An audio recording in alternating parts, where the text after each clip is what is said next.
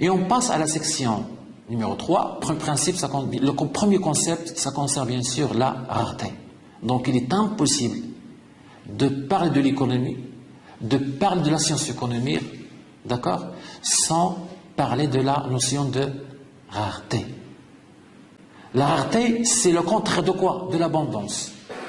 La rareté, c'est le contraire de l'abondance. Donc imaginons un monde où tout est abondant. Où tout est abondant. Il serait dans ces conditions-là impossible de parler de science économique. Donc l'économie existe en tant que science parce que le monde où nous vivons, c'est le monde de la rareté. On n'est pas dans un paradis.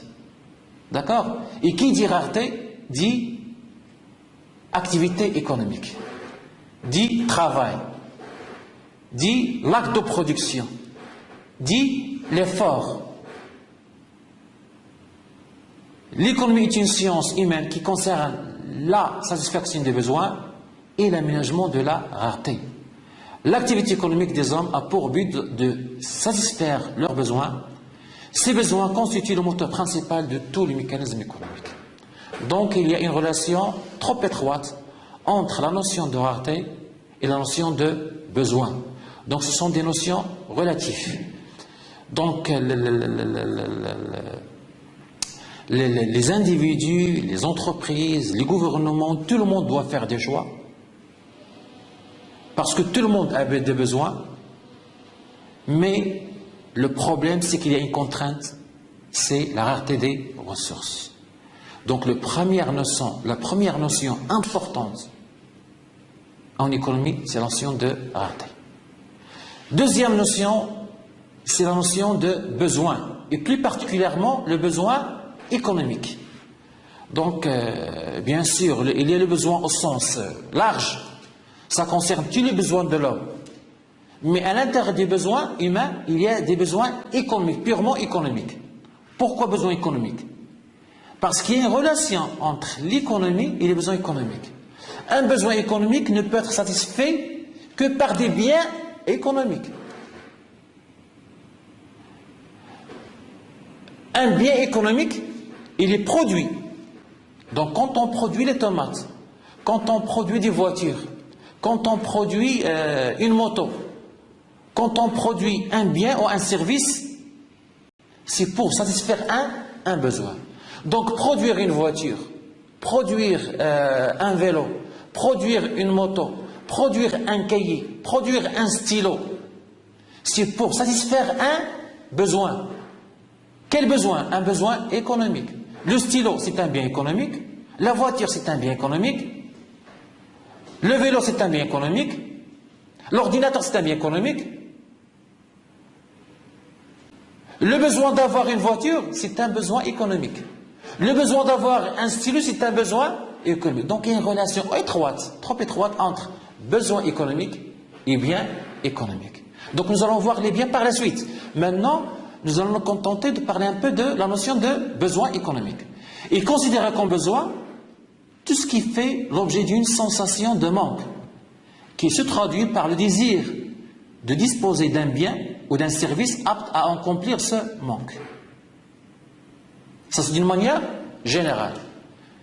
En économie, est considéré comme besoin économique tout ce qui fait l'objet d'une sensation de manque, qui se traduit par le désir de disposer d'un bien économique ou d'un service économique apte à accomplir ce manque.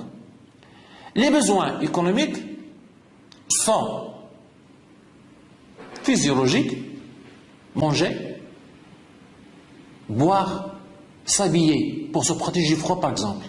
Manger c'est quoi? Manger quoi? Manger, le besoin de manger, ça veut dire manger la viande. Donc le besoin de manger, le besoin physiologique de manger, c'est un besoin économique. Pour le satisfaire, on a besoin de quoi? De légumes, de viande, ce sont des biens économiques. Le besoin de boire, on a besoin soit de l'eau, mais l'eau, c'est un bien, donc il y a un traitement spécial pour l'eau. D'accord? Mais dans la nature, l'eau, il est relativement rare. Donc le besoin de boire, c'est un besoin économique,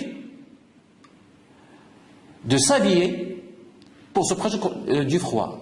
Les besoins sont illimités en nombre, interdépendants, saturables. C'est ce qu'on appelle bien sûr la première loi de Gossen. Si j'ai besoin de manger, je ne vais pas manger à l'infini, il y a une limite. Si j'ai besoin de voir un film au cinéma, je ne vais pas le voir une fois. Après 2 ou 3 fois, c'est saturé. Donc c'est pour ça que les besoins sont saturables. Les besoins individuels, j'ai un ordinateur, c'est un besoin individuel. Un amphi dans une faculté, donc le besoin d'amphi pour enseigner ou pour recevoir des cours, c'est un besoin collectif, ça concerne tous les étudiants. Il y a les besoins économiques et les besoins non économiques, par exemple comme les besoins économiques, comme le besoin de l'air, le besoin du soleil. D'accord? Donc un besoin non économique, ils sont satisfaits par des biens libres. Donc à un bien économique, il y a un bien libre, et à un besoin économique, il y a un besoin non économique. Donc un besoin économique est satisfait par un bien économique. Le besoin d'air ou d'oxygène n'est pas un besoin économique dès lors que l'air est disponible naturellement parce qu'il existe en abondance. L'oxygène n'est pas rare, il existe en abondance. Les besoins, ils sont hiérarchisés. Il suffit bien sûr de consulter pour plus de détails, par exemple, l'échelle célèbre de Maslow qui fait la distinction, ce qu'on appelle la pyramide de Maslow, qui distingue 5 grandes catégories de besoins: les besoins physiologiques, le besoin de sécurité, le besoin d'appartenance, le besoin d'estime et le besoin d'accomplissement et d'auto-réalisation.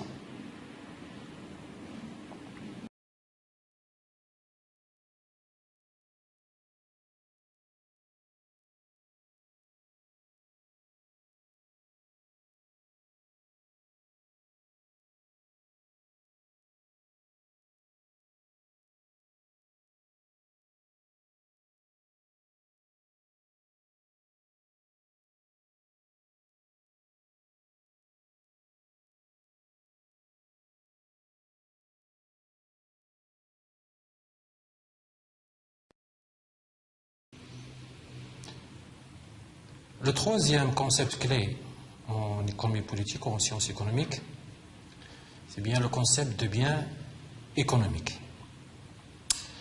Les biens économiques sont les moyens qui permettent de satisfaire les besoins, bien sûr les besoins humains. En amont, on peut relever l'existence de 2 types de biens. Les biens naturels ou biens libres, par exemple comme les produits de la nature et non d'une activité humaine. Exemple, l'air, l'oxygène, la lumière du soleil, ils sont théoriquement en quantité illimitée. Et les biens non naturels, ou ce qu'on appelle en économie les biens économiques, nés de l'activité humaine et transformés tout au long du processus productif, comme le blé, l'avion, les voitures, les fruits, le stylo, l'ordinateur, etc. Pour être considéré comme économique, un bien doit remplir plusieurs conditions. La première condition, c'est qu'un bien doit satisfaire un besoin, c'est-à-dire que le bien doit être utile. Un bien utile pour satisfaire un besoin. L'utilité, bien sûr, est le degré de satisfaction généré par la consommation d'un bien ou d'un service. La deuxième condition nécessaire, les biens doivent être disponibles. Par exemple, les ressources minières de Mars ne sont pas des biens économiques parce qu'ils ne sont pas disponibles sur Terre. Et la troisième et dernière condition, les biens doivent être, ou le bien doit être rare. Donc trois conditions nécessaires. La satisfaction d'un besoin, la disponibilité et la rareté. Autant les besoins sont illimités, autant les biens sont limités et donc rares. Donc il y a un problème économique principal. Pour résoudre cette contradiction ou ce problème, ou ce conflit entre l'existence illimitée des besoins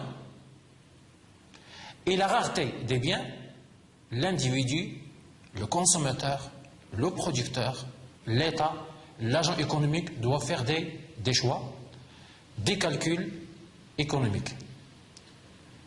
Comme en microéconomie, on parle du calcul du consommateur ou du calcul du producteur. Pourquoi ce calcul? Pourquoi ce choix? C'est pour utiliser au mieux les ressources dont il dispose pour satisfaire ses besoins.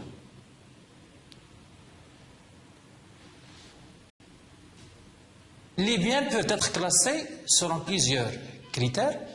Bien sûr, généralement, quand on parle de biens, il s'agit implicitement de biens et de services.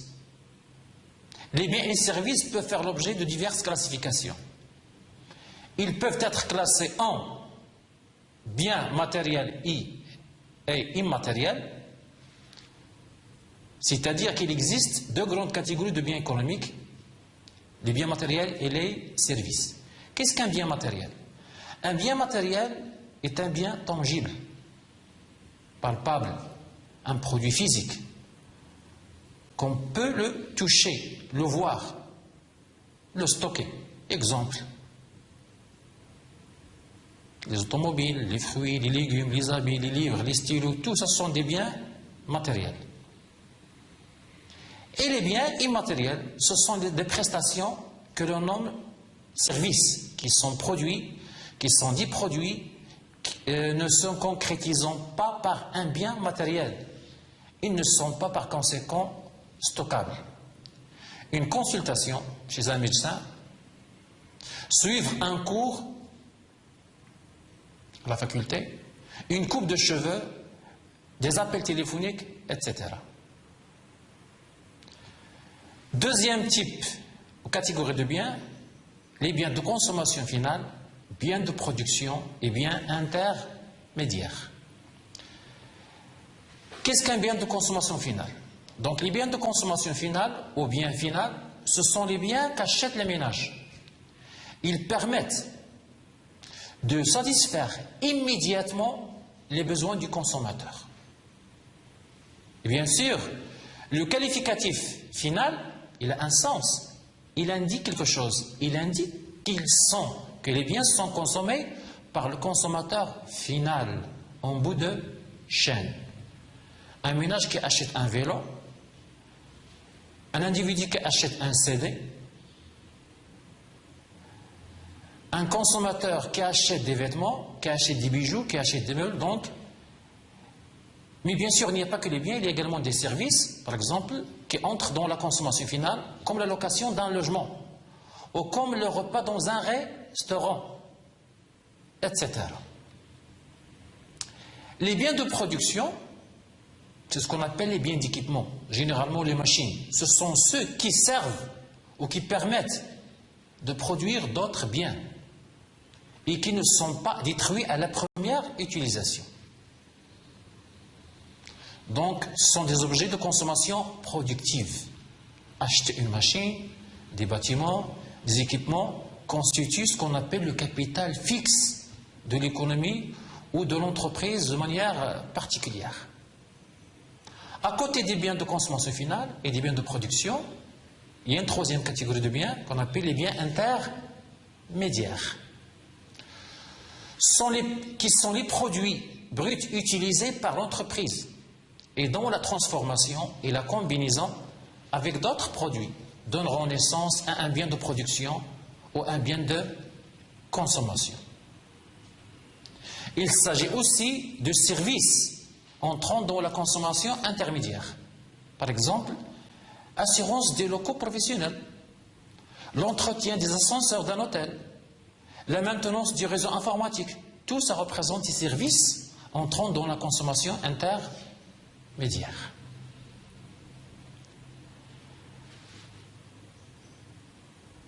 Bien durable, bien non durable et bien semi-durable. c'est-à-dire une typologie en fonction de la durée de vie des biens.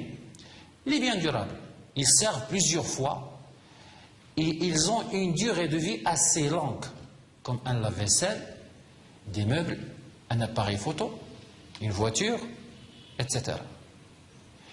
Des biens non durables, ils sont détruits à la première utilisation, comme des allumettes, comme un yaourt. Et enfin, il y a ce qu'on appelle les biens semi-durables. Ils servent plusieurs fois et ils ont une durée de vie moyenne. Par exemple, une paire de chaussures, un pantalon, un crayon, un stylo, etc. D'autres classifications, biens et services marchands et biens et services non marchands. Qu'est-ce qu'un bien et service marchand? Les biens et services marchands sont des produits matériels ou immatériels, payants, destinés normalement à être vendus sur le marché. Donc il y a le prix et il y a le marché. Bien sûr, le prix il est calculé pour couvrir les coûts de production. Exemple de service payant, voir un film au cinéma, une coupe de cheveux chez un coiffeur, un stage de langue, etc. Il y a également les biens et services non marchands. Ils sont rendus ou fournis par l'administration publique ou par les associations. C'est ce qu'on appelle, au sens large, les institutions sans but lucratif au service des ménages, ISBLMS. Donc ils sont rendus ou fournis soit gratuitement, comme pour les étudiants bien sûr à la faculté, donc ils suivent les cours gratuitement, soit à un prix inférieur au coût de revient, au coût de production, c'est-à-dire des prix qui ne sont pas économiquement significatifs. Ces services ne sont pas considérés comme marchands, car ils ne sont pas à l'origine d'un profit de la part de l'unité productive. Le but n'est pas de réaliser des profits. Donc le but, il est non lucratif. Ces activités de service se rencontrent dans les domaines de l'éducation, la santé, l'action sociale, l'administration, la sécurité, etc. Biens publics et biens privés. D'abord, quelques précisions. La plupart des biens publics relèvent de l'intérêt général, c'est-à-dire qu'ils sont indispensables au fonctionnement de l'économie et de la société, comme la défense nationale, les infrastructures publiques comme les routes, l'éclairage et l'éclairage public. Leur production et leur gestion s'avèrent essentielles pour la cohésion sociale et le développement économique et social des nations. Les biens publics sont des biens qui ne peuvent pas être fournis par des particuliers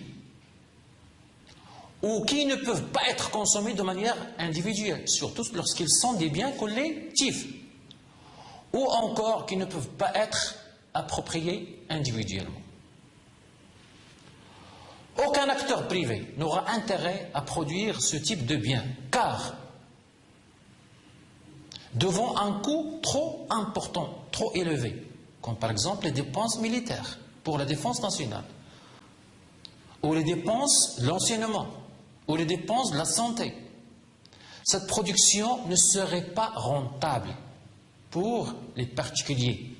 Les biens publics ne peuvent ainsi être pris en charge efficacement par le marché. Donc ce n'est pas le rôle du marché. C'est l'État qui doit légitimement intervenir pour prendre en charge leur production.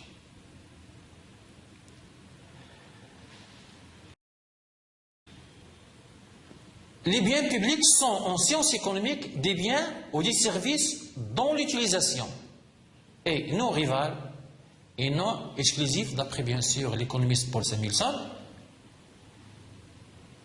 et il bénéficie à tous les individus. Donc il y a deux conditions ou deux éléments qui caractérisent un bien public.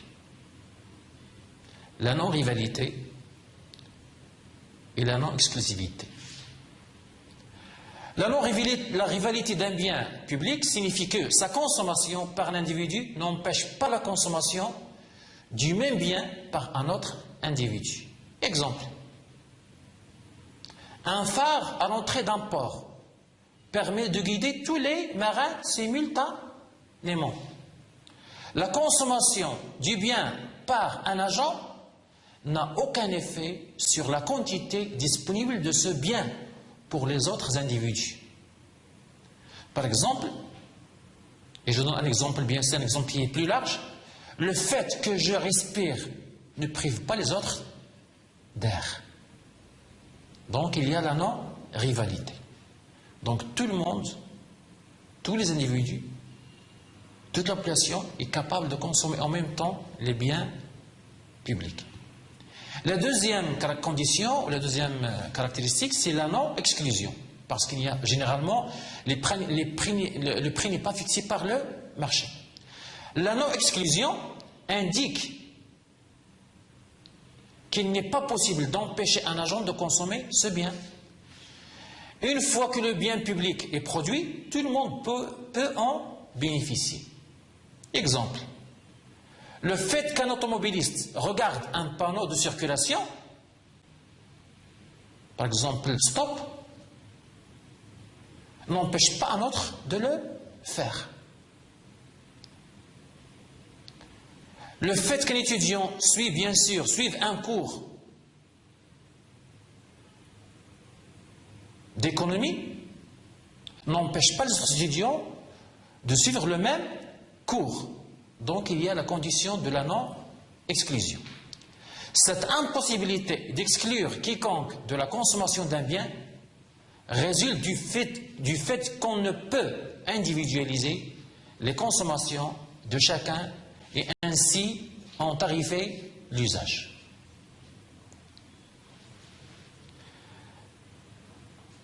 La notion de bien public mondial.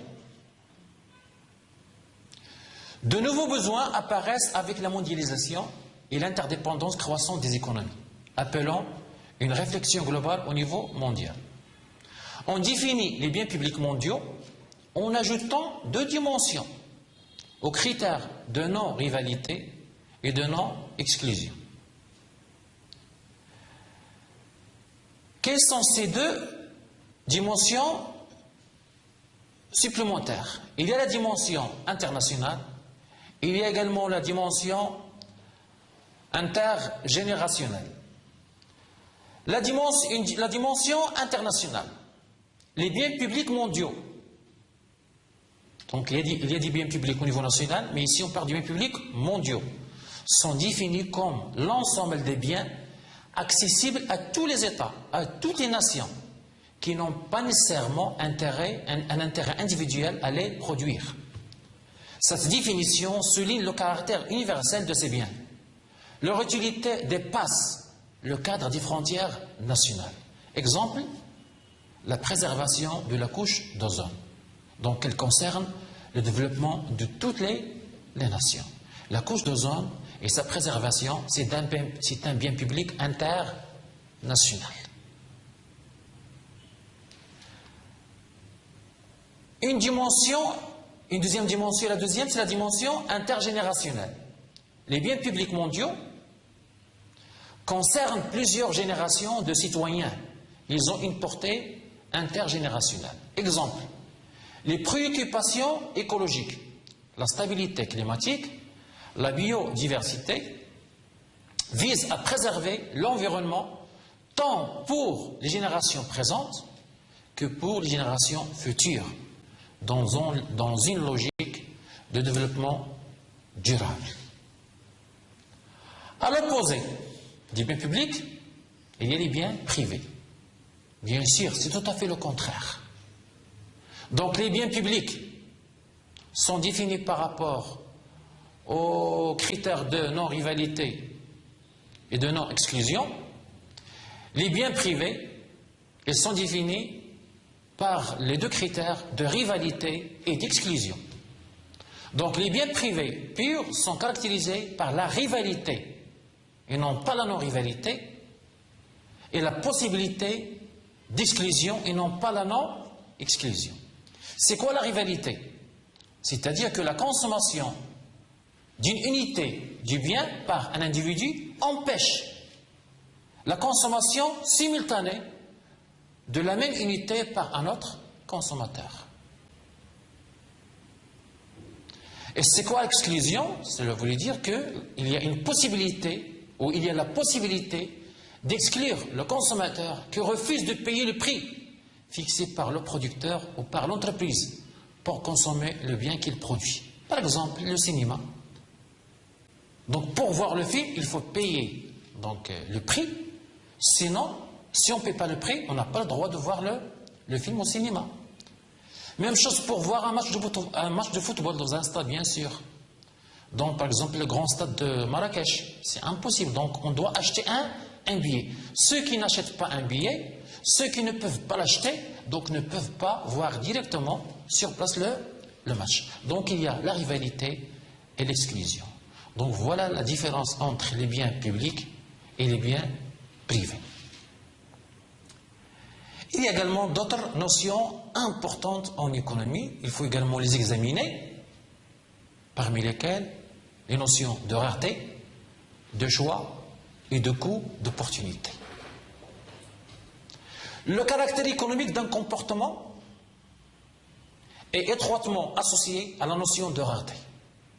L'économie est la lutte organisée contre la rareté. Cela, bien sûr, nous l'avons déjà vu au début du chapitre.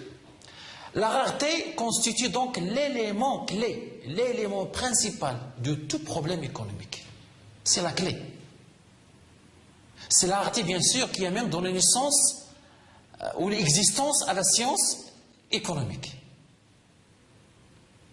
Donc, sans la rareté, il n'y aurait pas de science économique, ni de problème économique, ni d'inflation, ni de chômage, ni rien du tout. Donc, c'est la rareté, l'existence de la rareté, qui explique l'existence même de cette science qu'on appelle science économique. Si les biens n'étaient pas rares, tous nos besoins pourraient être satisfaits. C'est le paradis dans ce cas-là.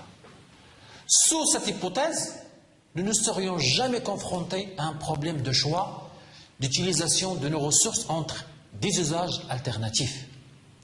La rareté oblige, la rareté impose sa loi. La rareté contraint donc à choisir tel bien plutôt que tel autre.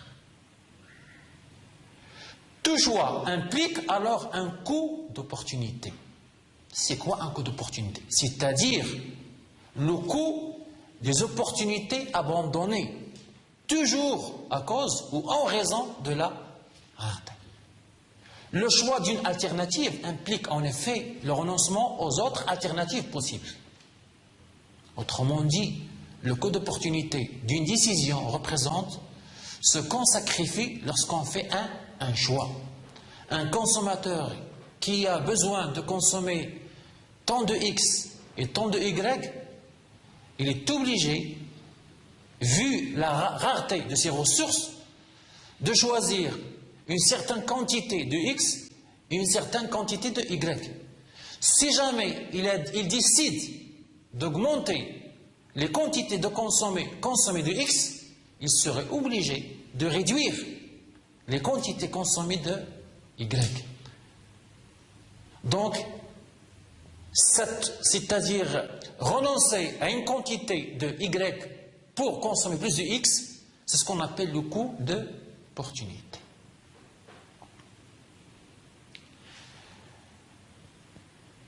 Le concept de coût d'opportunité trouve son illustration avec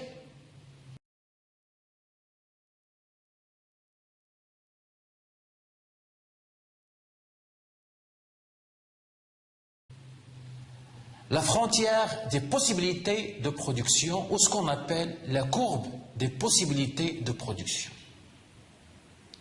Tout déplacement sur la courbe des possibilités de production montre que pour produire plus d'un bien X, il faut produire moins de l'autre bien, par exemple Y.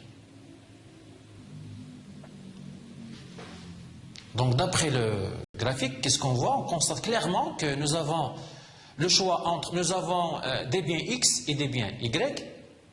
Nous avons une courbe qu'on appelle la courbe des possibilités de production. Par exemple, le point A représente une consommation X égale à 0 et Y égale à 12. Le point B représente une consommation X égale à 1 et 11 et Y égale à 11. Donc on passe de 0 à 1 pour X, mais on réduit Y de 12 à 11. Le point C, qu'est-ce qu'il représente? Une consommation de X égale à 2, mais une consommation peu réduite de Y qui n'est que de 9. Le point D, une consommation encore plus importante de X, mais avec une consommation moins importante de Y, 6. Le point E, une consommation X égale à 4, avec une consommation très réduite, Y égale à 2. Et pour consommer 5X, il faut consommer 0Y. Donc cette courbe, qu'est-ce qu'elle montre? Que les points A, B, C, D, E, F, ils représentent le même niveau de production, le même niveau le même niveau que cherche bien sûr à réaliser ou atteint par le consommateur. Donc augmenter la quantité de X, le coût de cette augmentation, le coût d'opportunité, c'est réduire la consommation de Y. Produire plus de X, c'est produire moins de Y. Le point G, 1X et 2Y, mais l'économie est capable, parce qu'avec 1X, il est possible de produire 11Y et non pas 2. Donc J, il est en dessous des capacités de l'économie. Le point H, c'est impossible de produire le point H. Parce que, à ce niveau-là, la production dépasse les capacités de l'économie.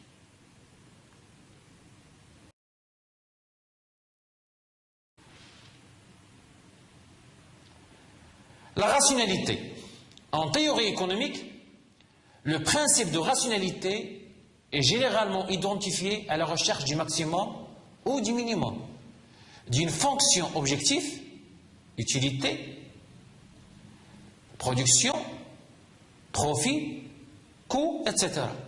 Compte tenu de l'information, des ressources et des contraintes qu'impose la société ou le marché. Pour les néoclassiques, le principe de rationalité sert de point de départ à toutes les analyses économiques. C'est un principe fondamental en sciences économiques. L'exemple que les néoclassiques privilégient est celui du choix du consommateur ou du choix du producteur.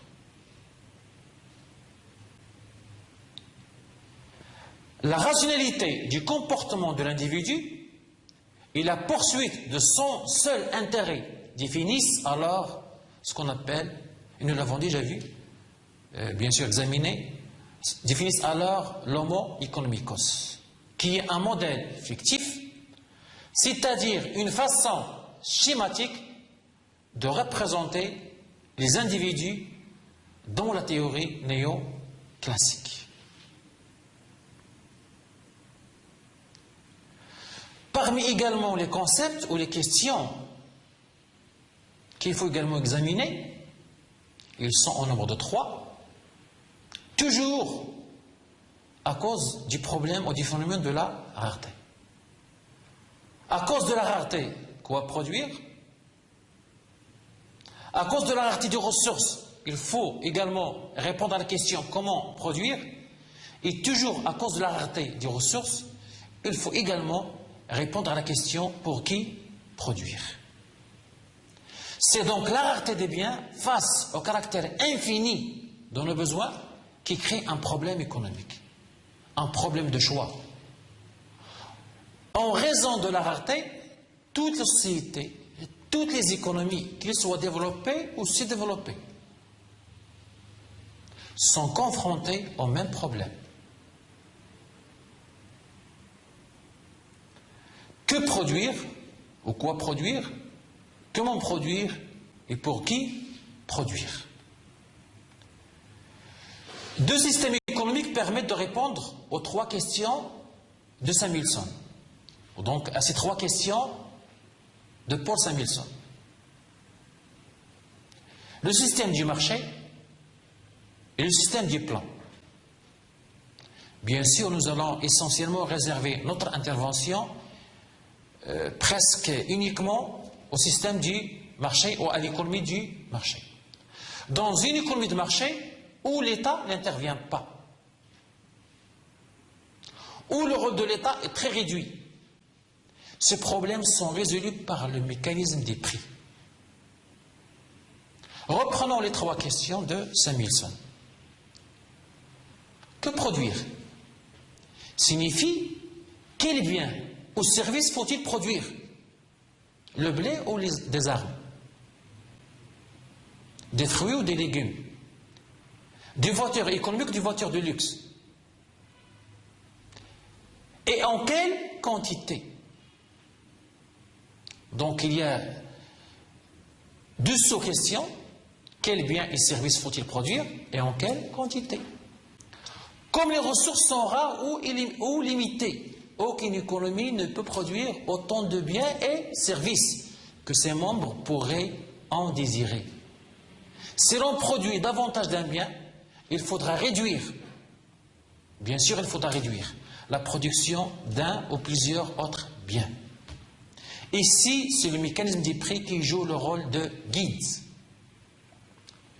Seuls seront produits les biens et services pour lesquels les consommateurs seront prêts à payer un prix suffisamment élevé pour au moins couvrir les coûts de production. Donc, qui dit prix, dit le marché. Donc, c'est le marché qui donne la réponse à la question quoi produire et en quelle quantité à travers le mécanisme du prix. La deuxième question, comment produire? Pose la question de la combinaison, cette question pose la question de la combinaison des facteurs de production. Le problème est alors de savoir quelle technique utiliser pour produire un bien, sachant qu'il existe plusieurs combinaisons alternatives. À nouveau, le choix d'une technique de production, c'est-à-dire d'un certain arrangement capital et travail, va être guidé par les prix des facteurs de production. En d'autres termes, c'est la relative abondance ou rareté des facteurs qui influera sur le choix d'une combinaison de production. Si le prix d'un facteur de production augmente par rapport à un autre, les producteurs choisiront des techniques qui permettent d'économiser sur le facteur onéreux. Donc c'est toujours le marché qui donne la réponse à travers le mécanisme des prix. La troisième question posée par Samuelson, pour qui produire? Donc c'est une question de répartition de la production. Donc pour qui produire pose le problème de la répartition de la production entre les consommateurs.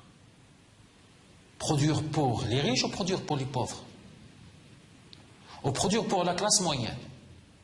Produire pour les habitants de la ville ou produire pour les habitants de la campagne? Produire pour les hommes ou produire pour les femmes? Produire pour les adultes ou produire pour les enfants? Ce problème est encore une fois résolu par le système des prix. Effectivement, l'économie produira les biens et services qui satisfont le mieux les besoins des consommateurs qui ont la capacité de payer. Dans une économie de marché, au sens large une économie capitaliste, c'est donc le mécanisme des prix qui permet de répondre aux trois questions de Samuelson. Ce sont les trois questions qui représentent les problèmes économiques de toutes les sociétés. Ainsi, les prix s'ajustent jusqu'à ce que les plans de consommation et de production soient rendus compatibles. C'est-à-dire jusqu'à ce que les offreurs et les demandeurs de biens et de services s'accordent sur un prix.